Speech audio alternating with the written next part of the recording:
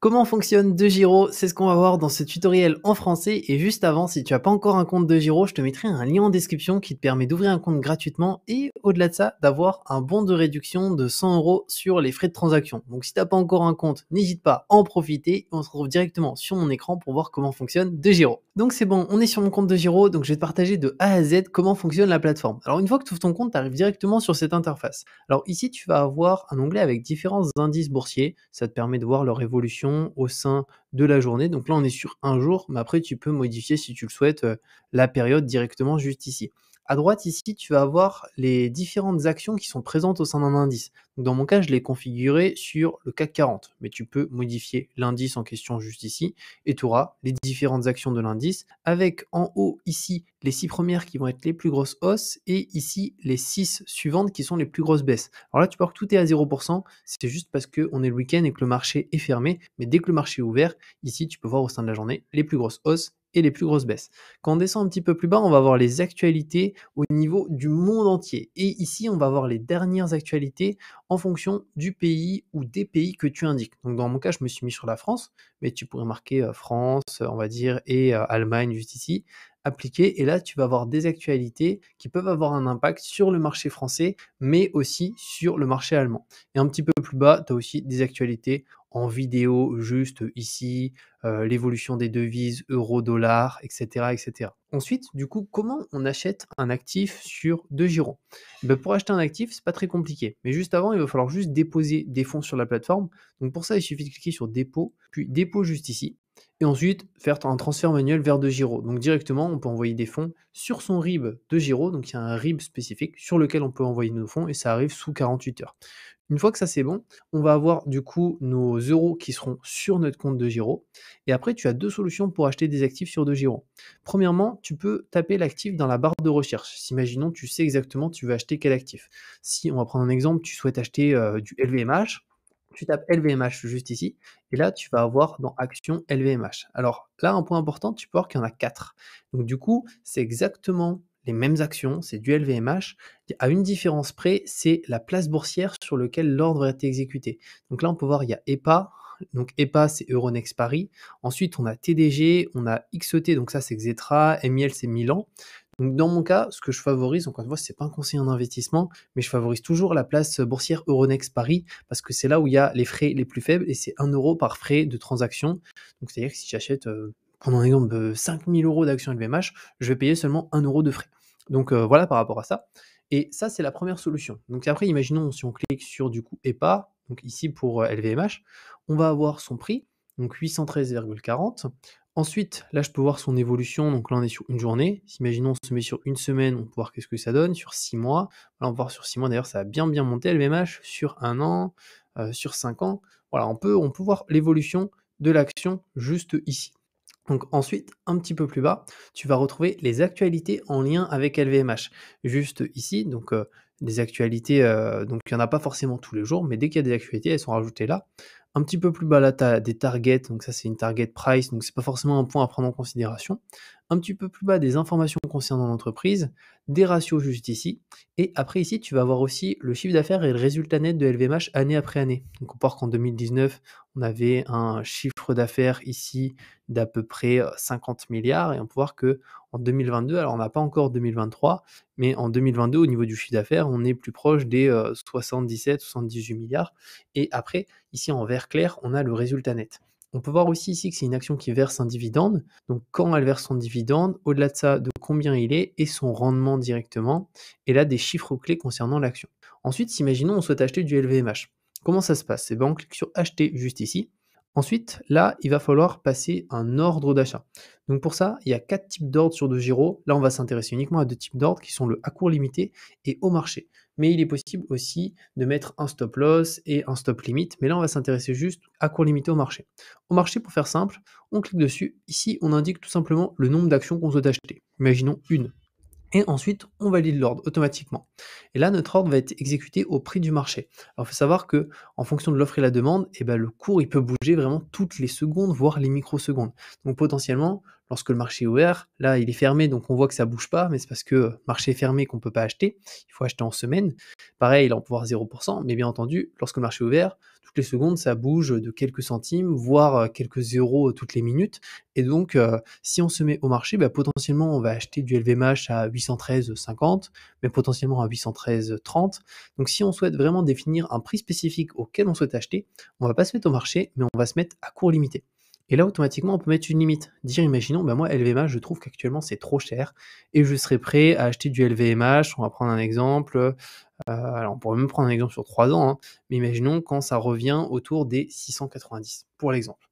Donc, on pourrait marquer 690 juste ici.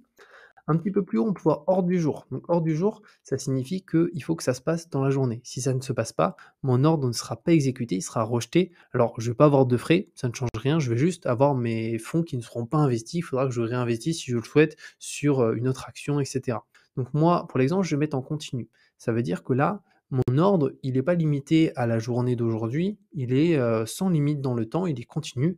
Et du coup, dans 3 mois, dans 4 mois, il sera encore là et si je veux le supprimer par contre entre-temps, parce que je décide de plus vouloir acheter, je peux le faire. Donc là, moi, je vais me mettre sur continu, 690 et je vais indiquer une quantité. Imaginons, je souhaite acheter toujours une action, juste là. Donc là, on peut voir mon temps, ça fait 690. Et là, je peux cliquer sur valider l'ordre juste ici. Donc là, il ne va pas s'exécuter, bien entendu, automatiquement, parce qu'il va falloir attendre que cette action LVMH passe à 690. Peut-être que ça sera dans quelques semaines, peut-être dans plusieurs mois, dans plusieurs années, et peut-être jamais. Donc ça, c'est un point qu'il faut prendre en considération. Mais dans tous les cas, voilà, c'est une possibilité. Si on souhaite acheter même un tout petit peu moins cher que le cours, parce qu'on estime qu'il y a de fortes chances que ça baisse un petit peu dans la semaine, mais imaginons, au lieu de se mettre à 690, je peux me mettre à 802, et il y a de fortes chances que dans la semaine, ça baisse à 802, voire un petit peu plus, voire un petit peu plus haut. Donc voilà, ça c'est une chose qu'il est possible de faire. Maintenant, un deuxième élément, c'est comment on peut acheter aussi des ETF. Donc là, c'est des produits assez différents. Donc des ETF, ce sont des trackers qui vont suivre un indice boursier. Donc c'est plus diversifié que des actions, et à l'intérieur d'un ETF, on a plusieurs actions. Comme le CAC 40, on peut acheter un ETF CAC 40, on peut acheter ici pour les USA un ETF S&P 500. Donc pour ça, il suffit d'aller dans Produits juste ici, et ensuite dans Tracker ETF. Et on peut voir juste aussi avant qu'il y a d'autres produits, bien entendu, disponibles sur DeGiro. Là, on s'intéresse aux produits assez classiques. Tracker ETF, on clique dessus. Et là, ce qui va être très intéressant, c'est que sur DeGiro, il y en a énormément. Donc au total, il y a 244 pages. Donc, il y a un choix qui est hyper important. Mais ça peut être aussi un souci parce qu'on se dit, bah purée, mais comment on fait son choix dans tout ça avec toutes ces pages? Alors pour ça, il va falloir se servir des filtres, parce que ça va permettre de faire un choix qui est beaucoup plus facile. Premièrement, type de commission. Alors il faut savoir qu'il y a des ETF sans frais de transaction. Donc ça, c'est hyper intéressant sur DeGiro. Donc on clique ici et on se met sur tracker gratuit. Donc tracker gratuit, ça veut dire qu'il n'y a pas de frais de transaction. Imaginons on achète 1000 euros d'ETF, et ben DeGiro, on n'a pas de frais de transaction de 1 euro. Non, c'est directement 0 euros. Et pareil, lorsqu'on vend, c'est 0 euros. Donc là, on se met sur tracker gratuit. En tout cas, moi, c'est ce que je fais personnellement à ce niveau-là. Je trouve que c'est plus intéressant. Ensuite, type de produit, alors on reste sur tous, parce qu'on est déjà dans les ETF. La bourse, alors ici, on peut choisir la place boursière.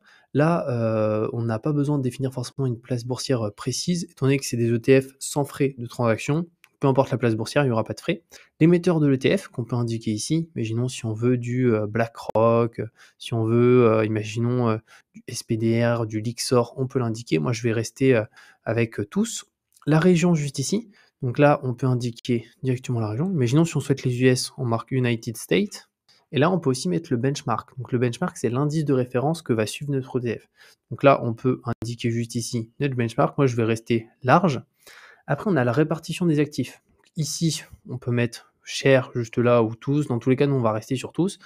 Et le total des frais sur un cours, donc ça c'est hyper important, c'est un filtre qu'on peut utiliser, c'est de choisir les frais. Donc imaginons, moi je veux pas plus de 0,13% de frais par an de par l'émetteur de l'ETF, j'indique 0,13, et là je peux voir les ETF qui ont en dessous de 0,13% de frais par an.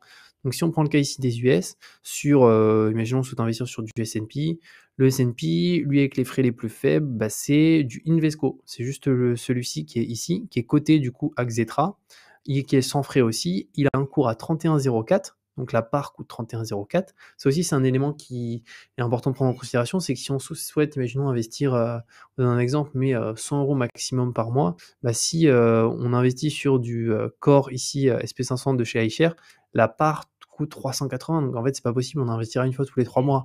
Donc il vaut mieux des fois lisser avec des parts plus petites qui nous permettent d'investir une fois par mois, 2 fois par mois, et cetera. Donc dans mon cas, allez, on va cliquer sur celui-ci de chez Invesco. Donc là, on a son évolution. Alors ça, c'est au cours de la journée. On peut se mettre sur un mois pour voir qu'est-ce que ça donne, sur 3 ans, sur 5 ans, et cetera.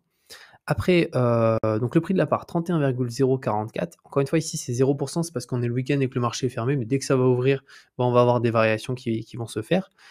Ici, on va avoir aussi le ticker. Donc le ticker, c'est E500 et le code ISIN. Donc ça, c'est un peu le code barre de cet ETF. On peut l'indiquer sur Google avec le nom de l'émetteur qui est Invesco afin d'avoir plus d'informations, notamment l'encours sous gestion qui n'est pas forcément affiché sur tous les ETF. Donc si on veut plus d'informations, on peut le faire de cette manière. Après, on a aussi l'onglet documents, où là, on va retrouver des informations concernant à la fois l'ETF, mais aussi l'émetteur. Donc là, on a différentes langues. On peut voir qu'ici, on l'a en français qui est juste là. Ensuite, comment ça se passe si on souhaite acheter du coup cet ETF? Bah, on clique sur achat juste ici. Là, pareil, on a 4 types d'ordres. Donc nous, on va encore se positionner sur à court limité ou au marché. Donc imaginons à court limité, j'aimerais bien l'acheter au prix de, on va dire, 31,02, donc un peu quasiment au prix actuel, au prix du marché. J'estime qu'il y a de fortes chances que ça baisse un petit peu au sein de la journée, donc ça devrait passer. Ça permet de réduire de quelques centimes. Encore une fois, c'est petit, mais si on achète, je fais un exemple, ils font 10 000 €, bah, ça peut faire quand même quelques euros à ce niveau-là. Donc ici, on peut indiquer la quantité. Imaginons j'en veux 10, juste là, donc ça fait 310 €. Et je peux cliquer sur valider l'ordre juste ici. Et donc, il s'exécutera lorsque le prix passera à 31,02. Pour la vente, c'est exactement la même chose. On se met sur vente, on indique à court limité, au marché, stop loss, stop limit. Et là, il y a aussi l'ordre suiveur juste ici. Donc imaginons si on se met au marché, eh ben, ça va vendre au prix du marché. Donc là, c'est pas nous qui définissons le prix. Mais si on estime, imaginons que ça peut monter et qu'on part en vacances 2 semaines et qu'on n'a pas internet et qu'on souhaiterait potentiellement vendre pendant nos vacances, si ça passe un certain prix, si ça passe pas à ce prix-là, on vend pas. On pourrait se mettre à court limité et dire, imaginons, bah tiens, moi ce Invesco S&P 500, je l'ai acheté quand il était à 25 €. Maintenant, j'ai plusieurs parts, j'ai une belle plus-value latente, mais je pense que ça peut encore monter et j'aimerais vendre si, imaginons, ça monte à 33. Et bien pour le coup, je peux marquer 33 en termes de limite. Ici, je me mets sur continu afin que pendant imaginons les 2 semaines de vacances, eh ben, l'ordre soit encore en attente d'exécution si le prix passe à 33. Je pourrais indiquer la quantité. Imaginons, j'en avais acheté, pour l'exemple, on va dire 50. J'en avais acheté pas mal. Ça fait 1650 €. Et donc, si, imaginons, bah, durant la première semaine de vacances, ça ne passe pas à 33, bah, ce ne sera pas exécuté. Mais si par contre, pendant la deuxième semaine, et ben là, ça passe à 33, et même si c'est juste une mèche et qu'après ça redescend, et ben notre ordre de vente va être exécuté. Donc, ça nous permet d'optimiser nos ventes, mais aussi le cours limité, ça permet d'optimiser ses achats. Donc voilà par rapport à tout ça sur comment acheter et comment vendre sur DioGiro différents actifs à ce niveau-là. Donc n'hésite pas si tu as la moindre question à la mettre directement en commentaire. Et comme je t'ai dit, je te mettrai un lien en description qui te permet d'ouvrir un compte de Giro gratuitement et au-delà de ça, d'avoir un bon de réduction de 100 € sur les frais de transaction. Et je te dis à très bientôt pour une nouvelle vidéo.